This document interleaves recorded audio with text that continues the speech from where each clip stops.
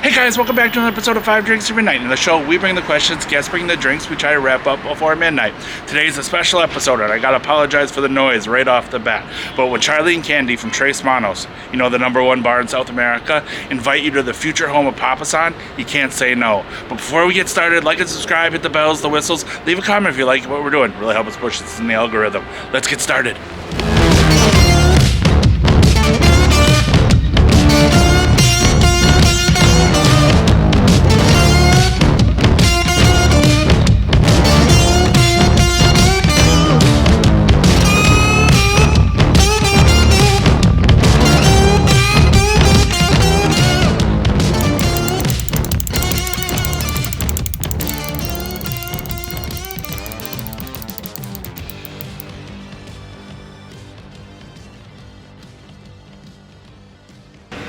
Charly, Candy, thank you so much for joining me. 5 drinks or midnight. 5 drinks, 5 questions.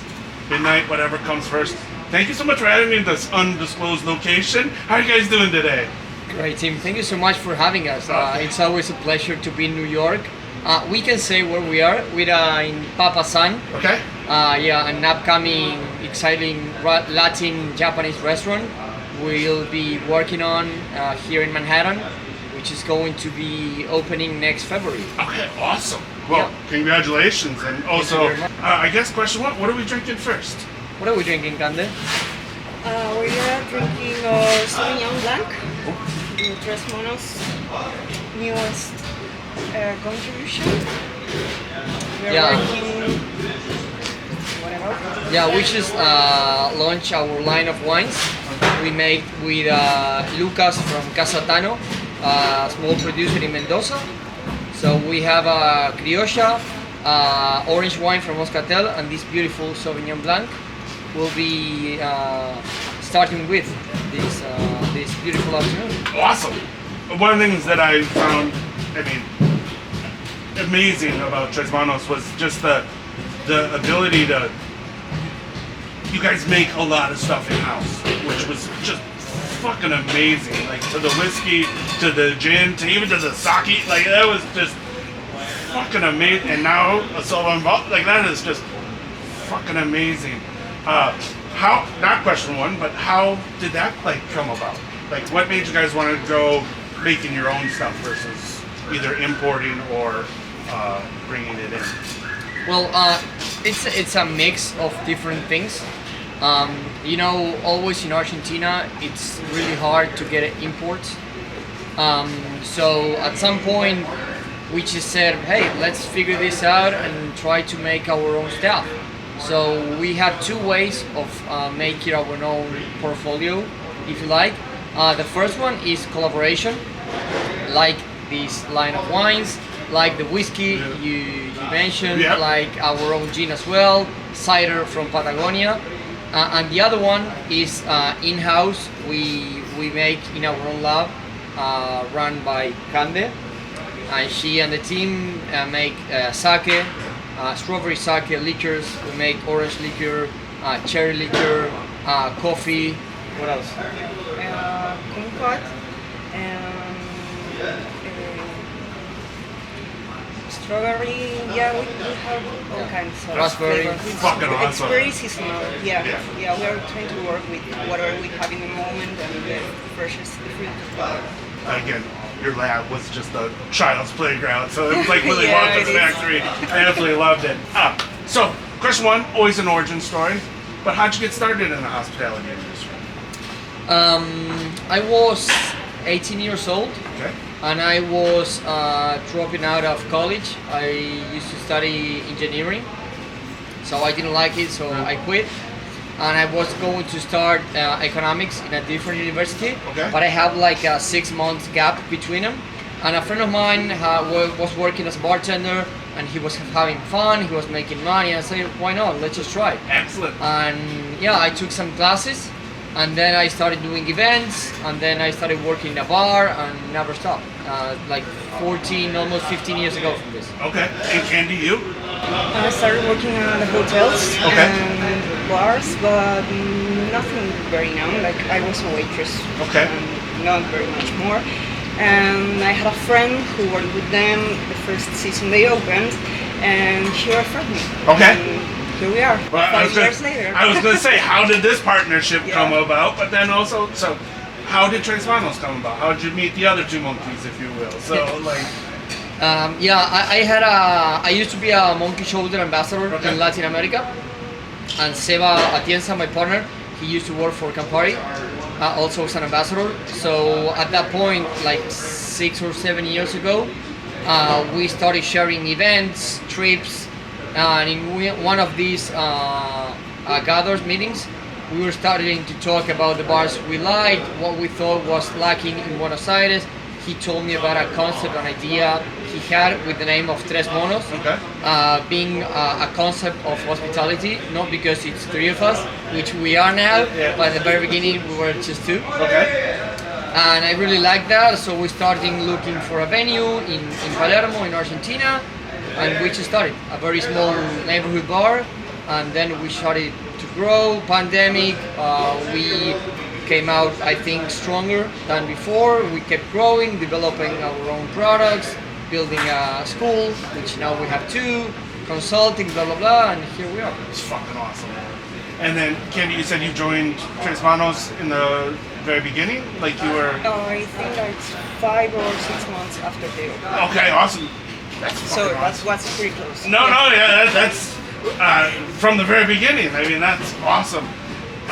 Yeah, well, there we go. That's the origin story, and that's question 1. So, Band-Aids ripped off, trains leaving the station. Here we go. So, Cheers. Cheers.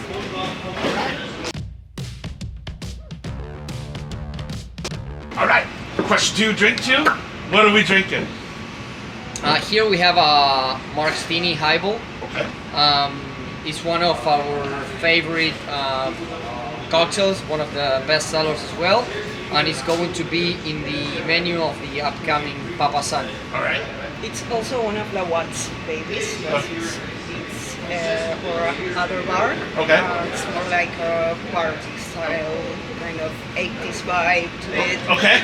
We have 2 floors, one in the main with a really cool lighting bar, and then the rooftop all year round. It's kind of for people to party and have fun. This is one of those cocktails. Excellent. Yeah, it's a hence the name Marks with triple X. Okay. Tini. It's a twist on a pornstar martini. Okay. So includes gin, tonka, giving that vanilla flavor, shatai, which is a small fruit of Argentina, sparkling wine, and we're going to finish it up with a bubblegum pink foam. Yeah. Okay. Yeah, which is going to be like a beautiful mix between the sweetness of the foam with the fresh citrus of the liquid. So there you go, Martini. And you had me at Martini Eyeball, so I mean, like that. Cheers.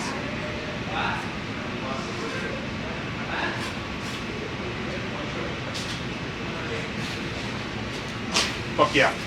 Alright, so question 2, I have to read because there's a lot of facts in here, so I want to make sure I get them right.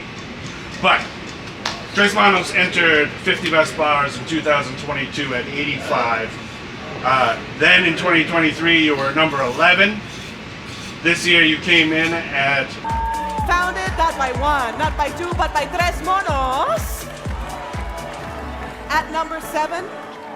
And the winner of the award for the best bar in South America, sponsored by Scrappy's Bitters, it's Tres Monos!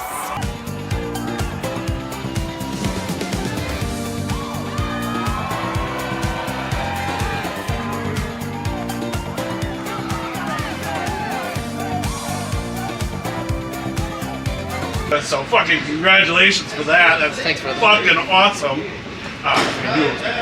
You little Christina, weird talk. But so question 2, how has your experience shaped the innovation spirit of Tres Manos, and what do you think the bar's impact is now in the cocktail culture? Wow. I'm gonna let Cande talk about the cocktail making, development, flavors. I think the impact within the community which is really, really important for us. It's first of all, when we opened Tres Monos, we saw that there was a lack in the city of just regular, cocktail bars with good music, high energy, just a fun place where you can go by yourself on a date with friends, whatever the case may be, and have fun and have a great drink. No password, no dress code, no bullshit. Yeah. Just go into your favorite bar, sit at the bar, and order a drink, right? And I think that after us, although there were a few before, but only from renowned bartenders, we show that a bartender can own their own bar.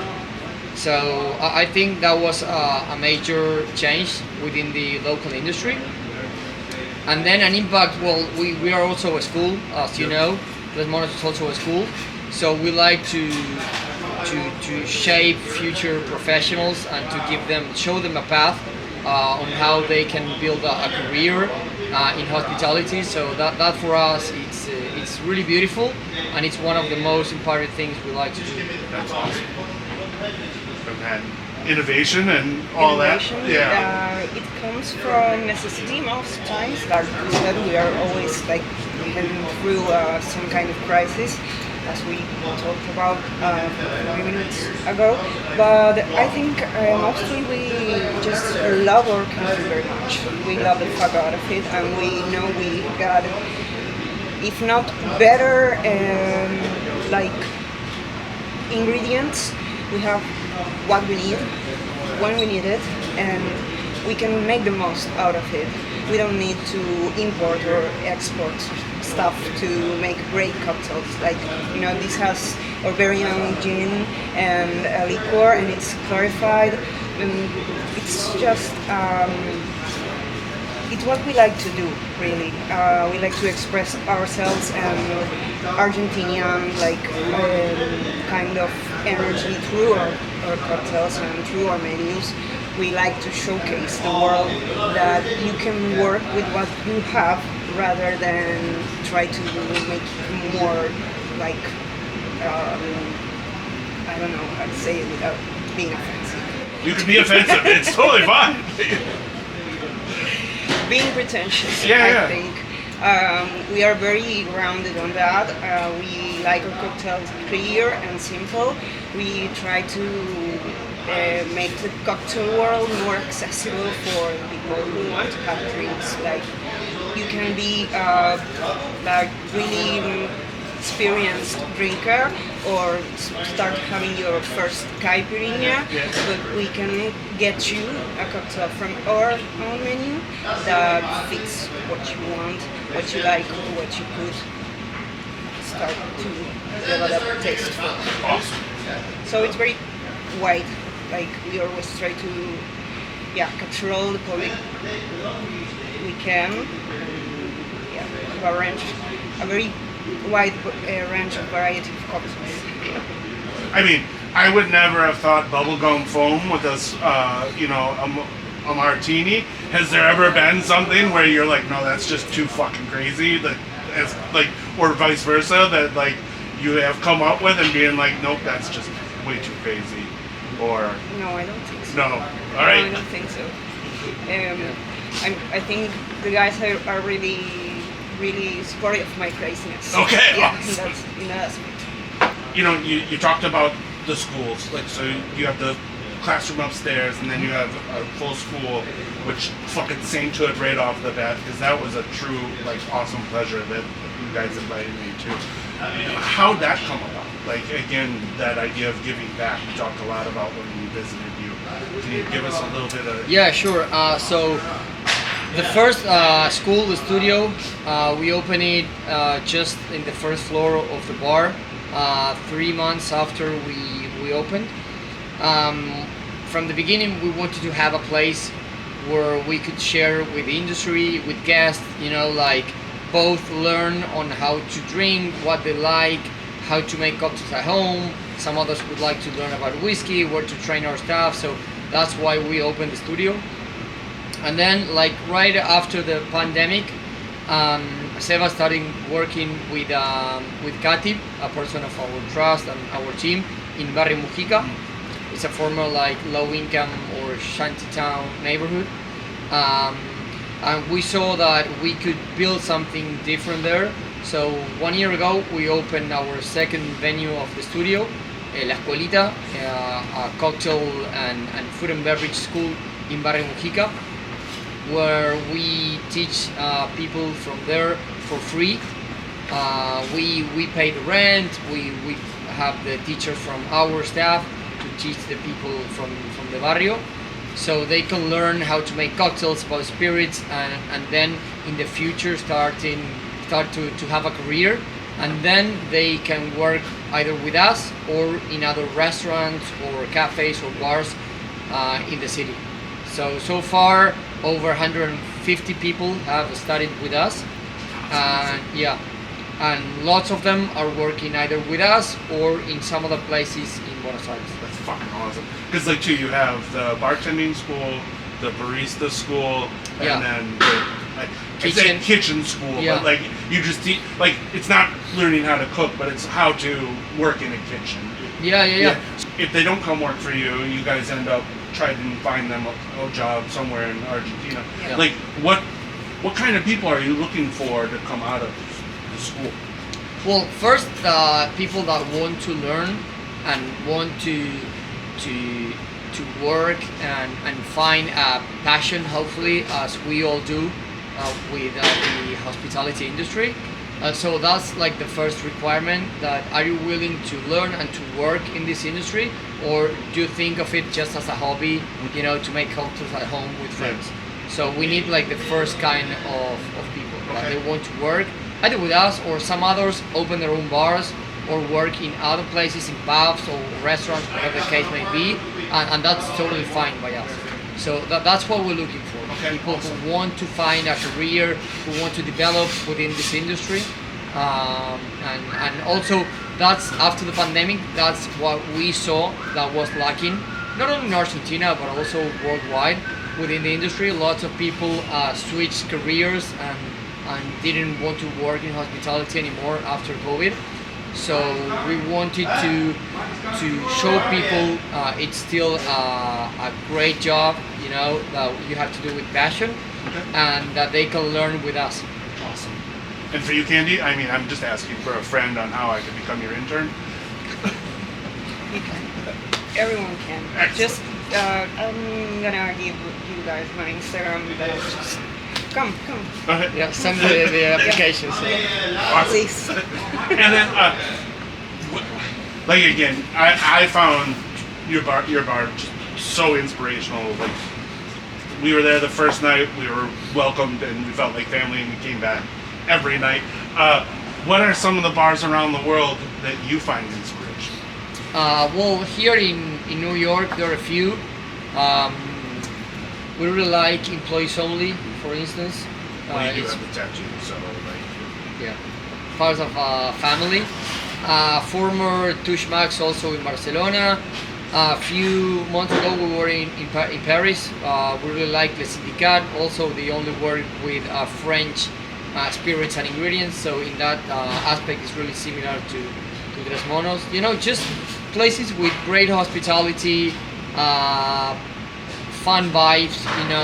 Friendly staff. Just would make a cool place, Awesome. and places you want to go back, right? Yep. Awesome. Well, there we go. Question 2. Done.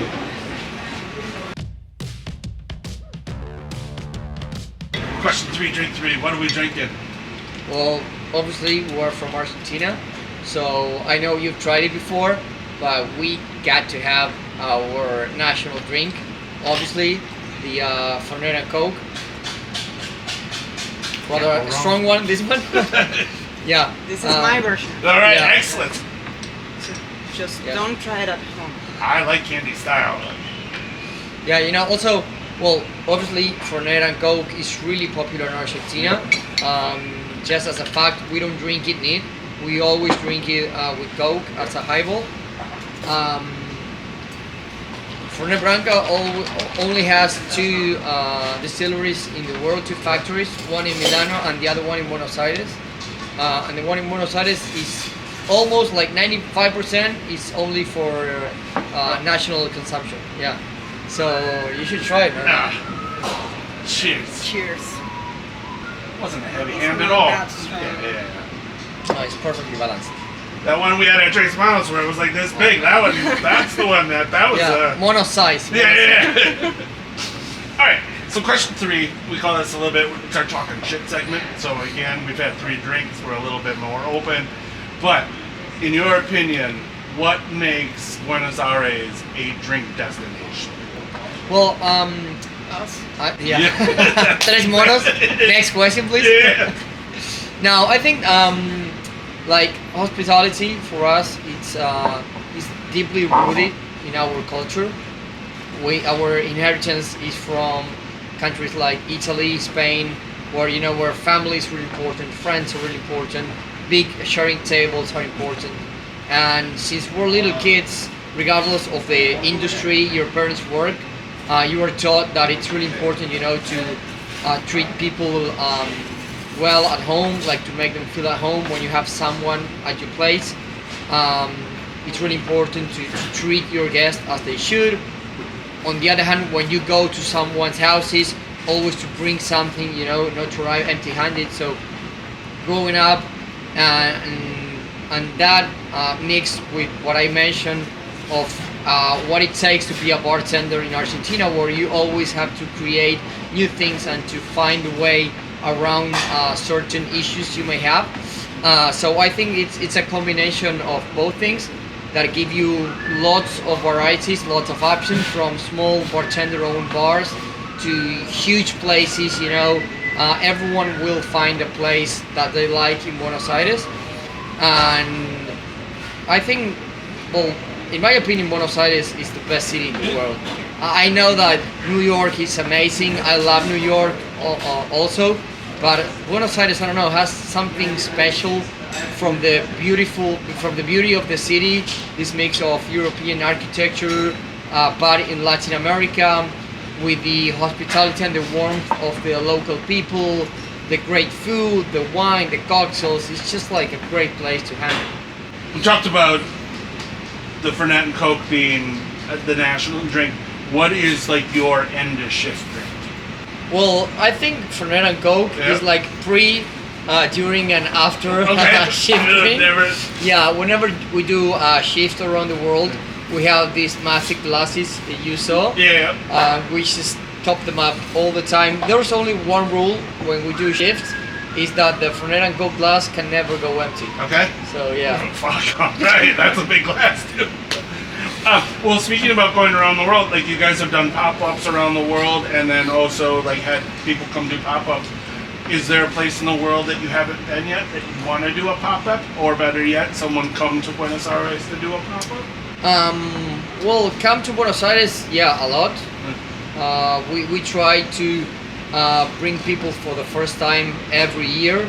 So next February we're having our Corso, our annual carnival party. Okay. Yeah. Awesome. So we're having, we're not giving the names yet. Okay. Yeah. But we're having 5 bars, 5 bartenders that never came to Buenos Aires before. So they're gonna be first timers. So we're really From around the world? Yeah. Awesome. Fuck yeah. So we're really excited about it. And places we'd like to go, I don't know, we've been pretty much, I don't know if everywhere, but Yeah. we've been, well, I'd like to go to Africa, for instance. Okay. I've never been, Okay. yeah. Outside of that, I don't know, I think we've been to all the places I want to go. Okay. Some of them I love and I would like to go back, Okay. but as a place I've never been, I'd like to go to Africa. Okay. Awesome. Andy? I'd love to do Egypt. Okay. I don't know if there's many gastronomic points over there, but yeah. We can do a pop-up in the pyramids or something. There you go. Yeah, with my ancestors. I think Japan, or Yeah. overall Asia. Yeah, that would be nice to know. Awesome. Well, there we go. We didn't talk that much shit, and there it is. Perfect. So there we go. Question 3 done. Question 4, drink 4. Should I pour it? Yes, please. What are we drinking? Manhattan, obviously. course. We had to, since we're here. As one does.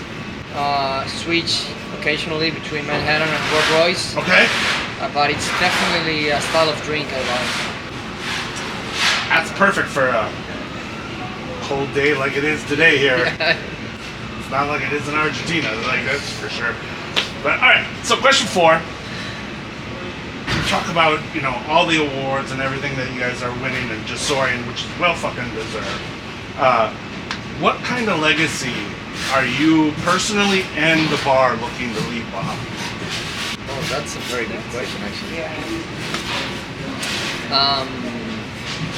Personally, I would just like, in the future, I would just like to people who ever work with me to say I've learned something from him and he's a good guy. With that, I think I'm more than enough.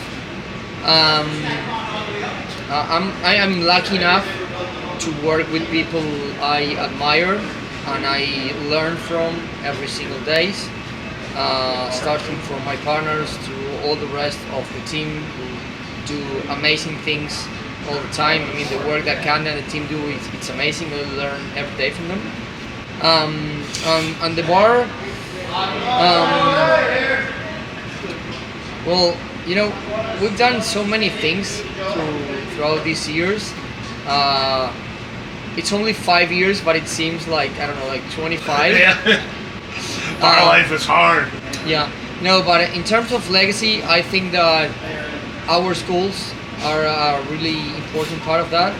And I don't know, it's amazing to see people who took a course with us in the studio and that now are working with us since, I don't know, 2021, 22, 23, so a couple of years with that now, and they are growing and they'll learn more things and they have more responsibility and they lead teams, they travel the world with us, so that's an amazing impact, and I think in terms of a legacy, that's something to be proud of. From the bar approach, it's trying to let the team know what I first felt when I started working in Tres Monos, which is not easy to do, but it's pretty much about authenticity. Like, they let me grow and let me, like, you know, learn from the very best people in the world. I truly believe with all my heart that these guys are the best in the world, and I think it's pretty much that. Yeah, they are authentic and they allow you to be authentic if you are willing to give the same back to them. So yeah, personally, it's the same as Charly, like as me being a teacher or a mentor kind of thing. I work in the school of the bar, so really it's about the transmitting the information, let it be available for everyone. Like, yeah, I think, yeah, authenticity and mentoring, that people, giving people something that they can really hold on to make maybe their lives a little better. Yeah. So from the social stalking that we've done, your staff, Candy included, talks about how you're not really a manager, you're more of a mentor. Can you talk a little bit about that and like how your approach to managing is and really how more you're a mentor to your staff and crew? Well, I think that as owners, we were really involved and committed to what happens in the bar, and I don't mean only like the operation, service, but also the guests, our staff, the people that are involved on a daily basis in a bar. That's I think the two most, well, people are the most important thing of a bar. You know, from both sides, like your staff, the staff, and the guest. Like without both of those parts, you wouldn't have a bar. And I think that that's really important, and I like to be present in the bar as much as I can, you know, and I care about the people that work with us. I care about what happens in the bar. You know, it's, at the end of the day, it's not just how many cocktails we sold or how many people came through the door. You know, it's much more than that. And I think that's what make us managers or owners or mentors, whatever you want to call it. Just trying to inspire everyone around you to be better every day, to be better human beings, to be better teammates, to be better professionals, to be better at what you do, you know, to grow both professionally as humanly. And I think that's a really important part of what we do. That's awesome. I mean, I think you kind of nailed it in the question one of the origin story, because you said that bar owners can really be, or bartenders can really be bar owners, and I think that, you know, you've gone through it, you've been in the thick of it, and you also know where people are coming from, and that's kind of what makes you, like, you're not just some guy that's sitting back collecting, you know, watching everybody work hard and you're making money. You really are in the thick of it and in the bar. Yeah, from the very beginning with Seba, we told ourselves we didn't want to do to our bartenders meaning like the entire staff, not just people who work in the bar, the same things we didn't like when we were bartender for someone else. We didn't want to replicate that. We wanted to be different. So I think that's why we care so much about that the people that work with us have the proper tools, everything to be comfortable, to do whatever they like to do, you know, and that's why at the same time we're there pushing all the time, you know. And to be honest, no one teach you how to make the transition from bartender to bar owner, especially in Argentina, where it's really, really hard to own a business, you know, and you learn how to do certain things every day. Amazing. Well, there we go. That's question 4.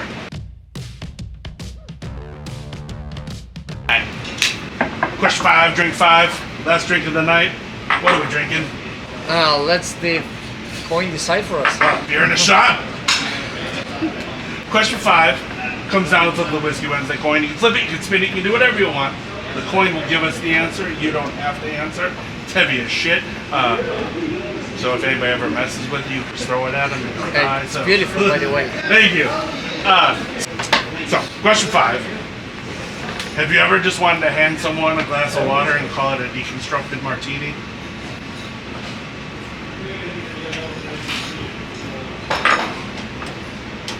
Fuck yeah. Fuck yeah. Well, there we go. That's 5 drinks down, 5 questions answered. Cheers, Charly team. and Candy, thank you so much for joining us. Thank you so much. Thank you. Can't wait to do it again. Having us.